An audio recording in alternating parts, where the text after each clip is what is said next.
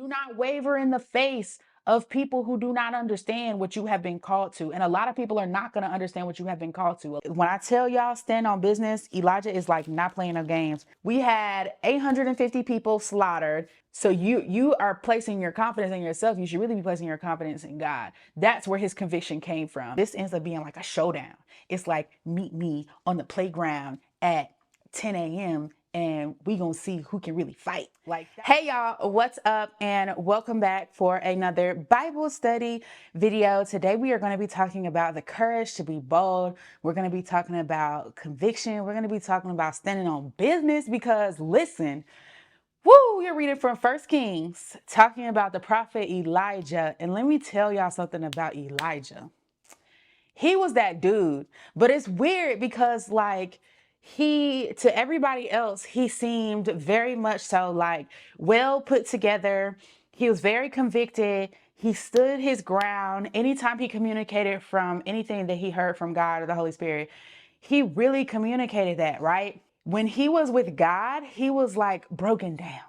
Like he was weak, but he was like weak in a quiet place. He was vulnerable in the quiet place. He was not vulnerable in front of other people. And so what we see him as being able to read the Bible and see both sides of the coin, like we can see how he interacts with other people, and then we can see how he interacts with God. We're going to be reading from First Kings chapter 18, the entire chapter. Okay.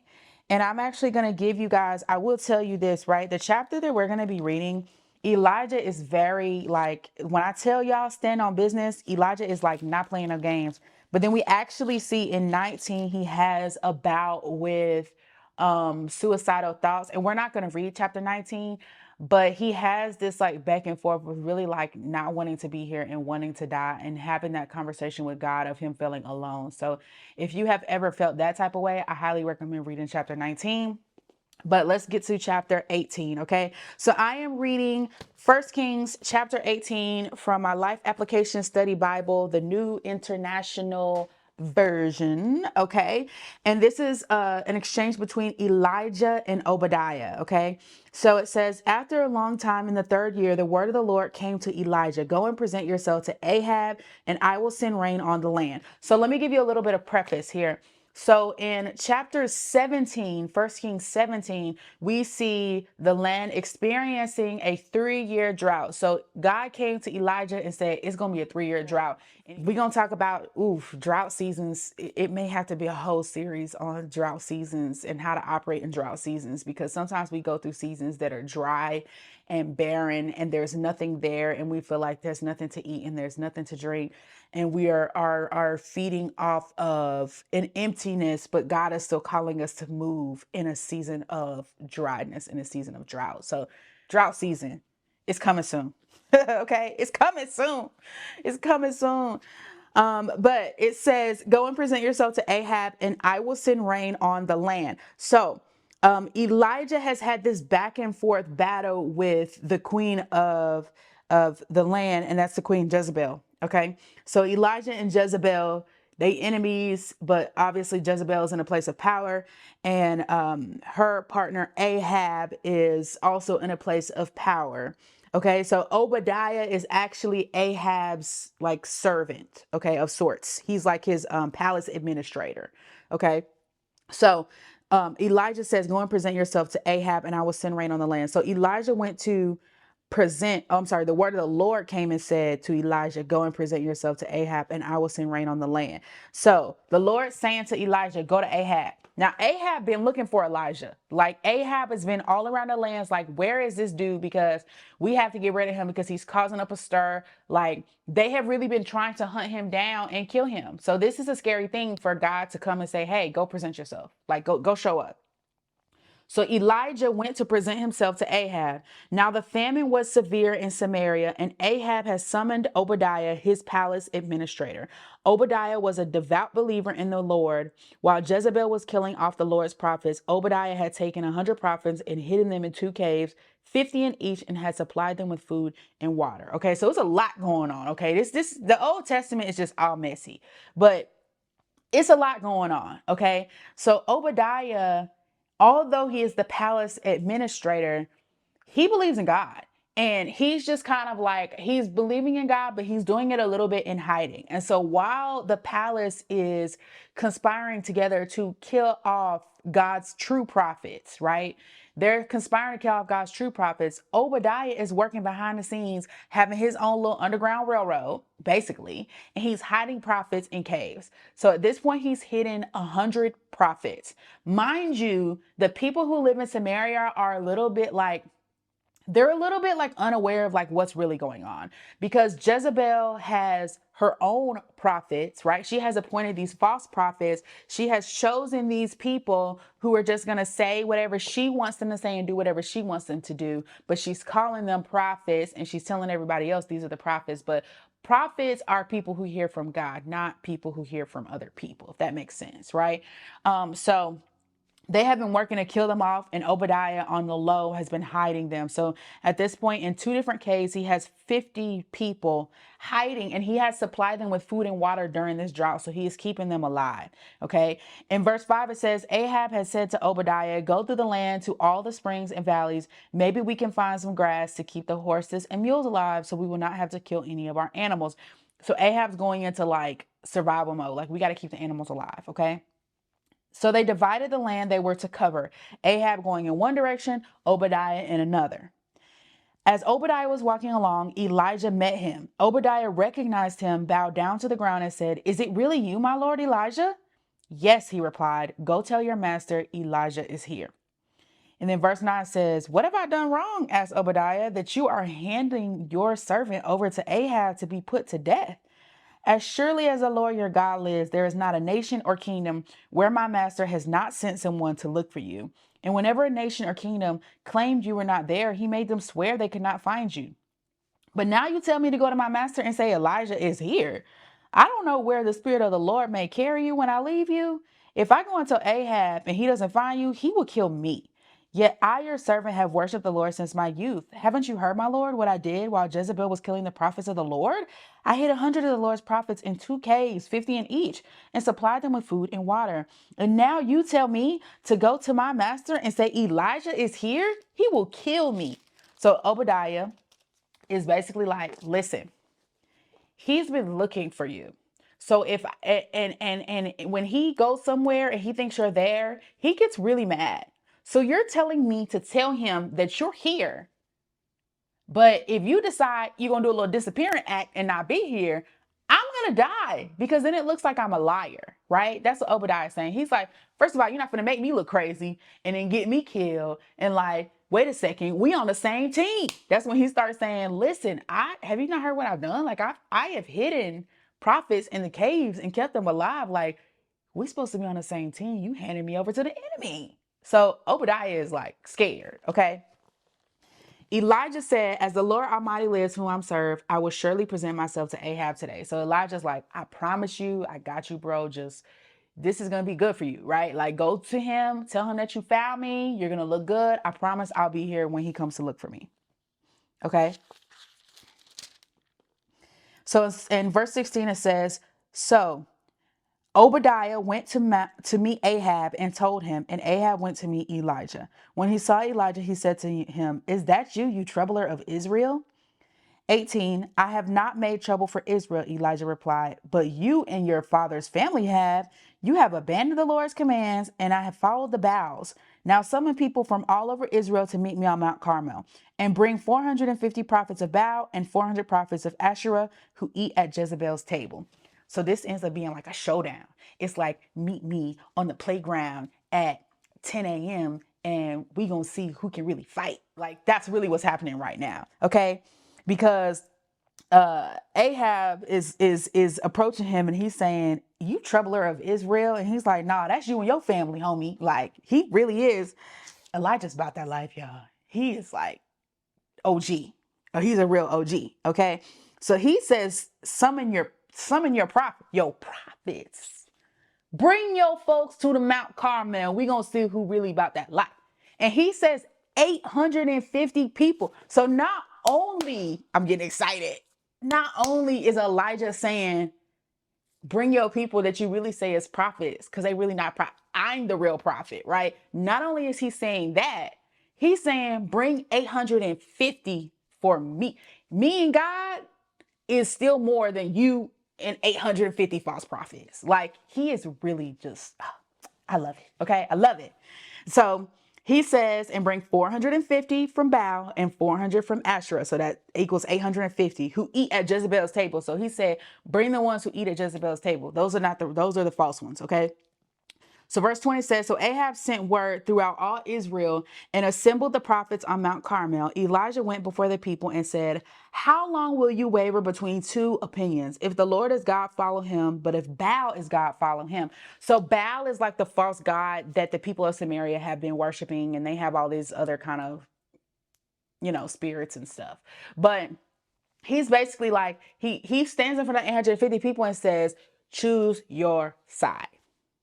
Choose your side, because you can't worship two gods. You're going to worship the Lord because he is God, or you're going to worship Baal because you think he is God. Choose your side, right? But the people said nothing. They scared, of course, because they're false prophets. They know they're false prophets. At this point, they're like, oh my gosh, what do we get ourselves into? Verse 22 says, then Elijah said to them, I am the only one of the Lord's prophets left, but Baal has 450 prophets. Get 2 bulls for us. Let Baal's prophets choose one for themselves and let them cut it into pieces and put it on the wood, but not set fire to it. I will prepare the other bull and put it on wood, but not set fire to it. Then you call on the name of your God, and I will call on the name of the Lord, and the God who answers by fire, he is God. Then all the people said, what you say is good. So he basically says, listen, we're going to take 2 bulls, chop them up for a sacrifice, put them on fire. You call on your God, I'm going to call on my God, and we'll see who really is God. Like, let's just we're going to put this to dust right now. We're going to settle this right now of who is the one true God. Then they called on the name of Baal from morning till noon. Baal, answer us, they shouted, but there was no response. No one answered. And they danced around the altar they had made. At noon, Elijah began to taunt them. Shout louder, he said. Surely he is God. Perhaps he is deep in thought, or busy, or traveling. Maybe he is sleeping and must be awakened. So they shouted louder and slashed themselves with swords and spears, as was their custom, until their blood flowed. Midday passed, and they continued their frantic prophesying until the time for the evening sacrifice, but there was no response. No one answered. No one paid attention. So not only did Elijah say, not only did he say, let's face off, he's literally taunting them. It says in the text, surely he is God. Perhaps he is deep in thought or busy or traveling. He's literally saying, maybe he's just doing something else. Maybe he went to go make himself some lunch. Maybe he's in, maybe he's traveling to Mexico and that's why he can't hear y'all. Like, come on, shout louder. Like, he is really like, prophets have just such interesting personalities because they really be bold, but then they're also very vulnerable with God. So midday passed, they continued their frantic prophesying until the time of the evening sacrifice. So at this point, they have literally been shouting for Baal all day, okay? And nothing has happened. Verse 30 said, then Elijah said to all the people, come here to me. They came to him and he repaired the altar of the Lord, which had been torn down. Elijah took 12 stones, one for each of the tribes descended from Jacob, to whom the word of the Lord had come, saying, your name shall be Israel. With the stones, he built an altar in the name of the Lord, and he dug a trench around it large enough to hold 2 seahs of seed. He arranged the wood, cut the bull into pieces, and laid it on the wood. Then he said to them, fill 4 large jars with water and pour it on the offering and on the wood. Now, when I first read this kind of threw me for a loop because I'm like, wait a second. You built your altar the same way they built their altar. That makes sense, right? That makes it a fair competition. But then you tell them to go and grab water. And if y'all know anything about starting a fire, wet wood does not burn. Like, it's really hard to burn wet wood. So I'm just like, why would he tell them to go get water and pour it over, right? But let's keep reading. So fill 4 large jars with water and pour it on the offering on the wood. Verse 34, do it again, he said, and they did it again. Do it a 3rd time, he ordered, and they did it the 3rd time. The water ran down around the altar and even filled the trench. At the time of sacrifice, the prophet Elijah stepped forward and prayed, Lord, the God of Abraham, Isaac, and Israel, let it be known today that you are God in Israel and that I am your servant and have done all these things at your command. Answer me, Lord, answer me. So these people will know that you, Lord, are God and that you are turning their hearts back again. Then the fire of the Lord fell and burned up the sacrifice, the wood, the stones, and the soil, and also licked up the water in the trench. So bam, it was like almost immediate. It was like that Lord, the God of Abraham, Isaac, and Israel. Did y'all notice in the Old Testament, anytime someone prays to God, they're like, the God of Abraham, that one, like what you did for Abraham, do it for me. Lord, I see what you're doing for others. Okay. But Lord, the God of Abraham, Isaac, and Israel, let it be known today that you are God in Israel and that I am your servant and have done all these things at your command. Answer me, Lord, answer me. So these people will know that you are Lord, our God, and that you are turning their hearts back again. So the fire fell, it burned up not only the sacrifice, not only the wood, the stones, and the soil, and all the water in the trench. So this was like really a hot fire, because like to burn stone and to burn water, like, and it says in here, licked up the water, as in it was like it was gone, right? When all the people saw this, they fell prostrate and cried, the Lord, he is God. The Lord, he is God. So the people were like, oh my goodness, like this is really the real God. Baal is not the real God. Verse 40, then Elijah commanded them, seize the prophets of Baal. Don't let anyone get away. So he told those 450 to go seize the 400. They seized them, and Elijah had them brought down to the Kishon Valley and slaughtered there. Everybody died. Okay. Verse 41, and Elijah said to Ahab, go eat and drink, for there is the sound of a heavy rain. So remember, while all of this is happening, by the way, we're still in the drought. And so this is like, when is the rain going to come? Because the beginning of the chapter started with, after a long time in the third year, the word of the Lord came to Elijah, go and present yourself to Ahab and I will send rain on the land. So all of this happened still in the drought. So then Elijah turns to Ahab and says, go eat and drink, for there is the sound of heavy rain. So Ahab went off to eat and drink, but Elijah climbed to the top of Carmel, bent down to the ground and put his face in between his knees. Go and look toward the sea, he told his servant, and he went up and looked. There's nothing there, he said. So at this point, Elijah's like, okay, I did what I was supposed to do. I told Ahab to go tell the people the rain is coming. God told me to go to Ahab. I did that. I did all that. Okay, check, check, check, check, check. The boxes are checked. He goes to the top of the mountain to see if the rain cloud is coming. He sees nothing. He tells the servant, hey, go look towards the sea. Like, do you see it? The servant comes back and said, there's nothing there. 7 times Elijah said, go back. Okay. The 7th time, the servant reported a cloud as small as a man's hand is rising from the sea. So Elijah said, go and tell Ahab, hitch up your chariot and go down before the rain stops you. Meanwhile, the sky grew black with clouds. The wind rose. A heavy rain started falling, and Ahab rode off to Jezreel. The power of the Lord came on Elijah, and tucking his cloak into his belt, he ran ahead of Ahab all the way to Jezreel, which, by the way, is 6 miles. So he literally ran 6 miles. Okay. So that's the end of the drought. Very dramatic ending to a drought, by the way. Like, we had a whole face off. We had 850 people slaughtered, and we're still looking for the rain clouds. Had to go back and look for the rain clouds literally 7 times. Okay. So lots happening in this chapter, but we see that Elijah is really that dude. And now you know what I mean when I say he is really about that life. Like, okay. So I have a couple of observations that I want to share with you. So I want to talk about verse 3, where it says, chapter 18, verse 3 says, and Ahab had summoned Obadiah, his palace administrator. Obadiah was a devout believer in the Lord while Jezebel was killing off the Lord's prophets. Obadiah had taken 100 prophets and hidden them in 2 caves, 50 in each, and had supplied them with food and water. You feel alone, but you are not alone. People are still working in silence. This happens a lot. And you will be working towards something, whether it's in your personal or your professional life, or if you're a business owner, it's in your business, you're working on something and you feel like God gave me this vision and I'm working alone. Like, I don't have any help. No one's working behind the scenes to make this thing happen. Like, who's going to have my back? Yes, God has my back, but who has my back here? What we see in this story for Obadiah, from an outside perspective, if you don't really know him, like, you don't know that he's working with you. He looks like he's on the other side. And sometimes people look like they're on the opposite side, but they were placed on that opposite side so that they can be the inside man. God always has an inside man. Always. Okay. So just because you feel alone does not mean that you are alone. I also want to share with you guys an observation from verse 22. Okay, so 18 verse 22 says this.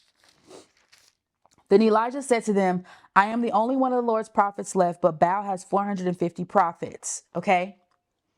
Your conviction of who God is will change the way people see God and the way people see you. Confidence is not something that you build, it's a decision that you make. And this is something that we see if you go and you read, and I highly encourage you to go read 18 and 19. But when you go and read, what you're going to realize is that the entire time Elijah was doing that, he was not that confident and that convicted because he was that confident and that convicted. He made the decision to be that confident and that convicted. And it wasn't that he felt confidence in himself, is that he felt confident with God. He borrowed God's confidence, literally his Godfidence is what he showed up with. Not his confidence as in this is me, myself, I'm going to do this. He showed up in Godfidence, knowing that I'm not confident in my own ability. I'm confident in what God told me to do. There are a lot of people who you look at and you would say, why is she so confident? She's not. And let's be honest, right? You do look at people and say, and you see that they're confident and you wonder to yourself, how is she so confident? She's new at this. How she's so confident? She just started. How she's so confident? Like, if I look like that, I wouldn't be that confident. You know, if I weighed that much, I wouldn't be that confident. If my hair wasn't done, I wouldn't be that confident. If I showed up with no makeup, I wouldn't be that confident, because you know that you wouldn't be that confident if you showed up that way. But that person has made a decision to be confident. And so when they walk into a room, they're not leaning on to how they already naturally feel. They're leaning on to what was already said to them. They're leaning into the vision that God gave them. And so although you may not feel confident, and you will not always feel confident, what you can be confident in is what God told you to do, because he's the creator of all of these plans and he has orchestrated everything to work together for his good and for your good. So you are placing your confidence in yourself. You should really be placing your confidence in God. That's where his conviction came from. And I wish I had enough time to read 19 too, chapter 19 as well, because in chapter 19, we really see the other flip side of the coin. Is like, he's tired. He's like, I'm tired. For years, I have been doing this. For years, I have been following you. We literally just went through a 3-year drought where there was nothing for us. And you still called me to do something. And I still went. And I had to tell these people, do it again, do it again, do it again, do it again. I'm exhausted. Just let me die. And then I want to share one more observation with you before I tell you how you can build godly confidence. But in verse 33, it says, he arranged the wood, cut the bull into pieces, and laid it on the wood. Then he said to them, fill 4 large jars with water and pour it on the offering and on the wood. Y'all, wet wood does not burn, okay? But even when the process doesn't make sense to you, the instruction of the Lord will always bring result. But you have to be willing to surrender to his instruction. Stop trying to make all the pieces fit together and make it make sense. Throw the perfectionism out the window. Stop trying to draw lines and connect the dots and all that kind of sense.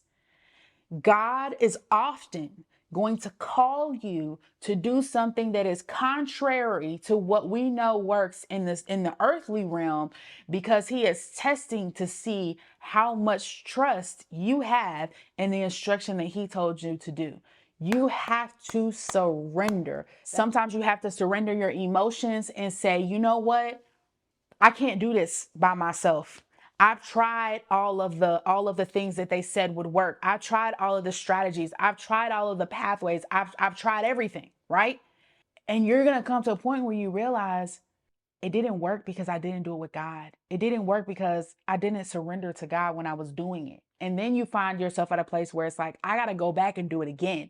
And I think it's so powerful in this chapter that we see multiple examples of repetition as a part of the process, because sometimes the process is not 1, 2, 3, 4, 5, 6. Sometimes the process is 1, 2, 2, 2, 2, 2, 3, 4, 5, 5, 5, 5, 5, 6.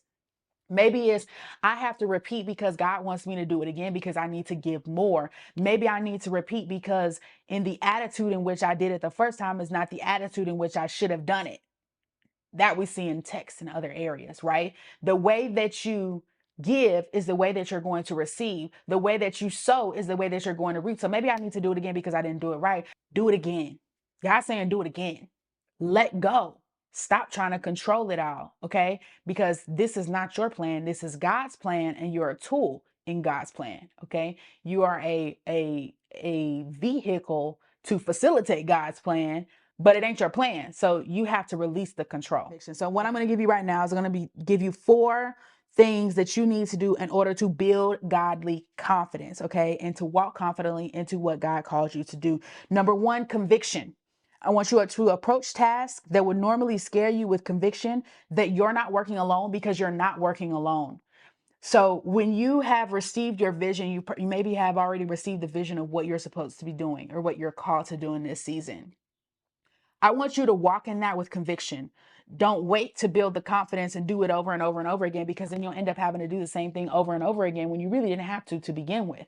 Decide that you are going to be convicted about what God calls you to do. And I want you to assume that in every room that you walk into, in every opportunity that you come across, in the way that you prepare, I want you to assume, I am convicted. This is what I'm called to do. My teaching as a coach and as a teacher of like the Bible, right? Of doing my Bible study with you guys. My teaching went to a whole new level when I decided to walk into this thing convicted. I don't record these videos shy, right? But it's not because I'm not shy. It's not because I'm not like, what if 1,000 people see this video? Like, I have no idea, right?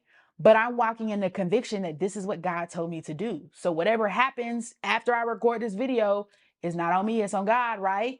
But I show up convicted. I show up like, this is what I'm called to do. My confidence I'm finding in God. So conviction, that's your first one. Approach tasks that would normally scare you with conviction that you're not working alone, because I'm not working alone. Like, I'm not. I'm assuming I'm not. I don't know who's working with me.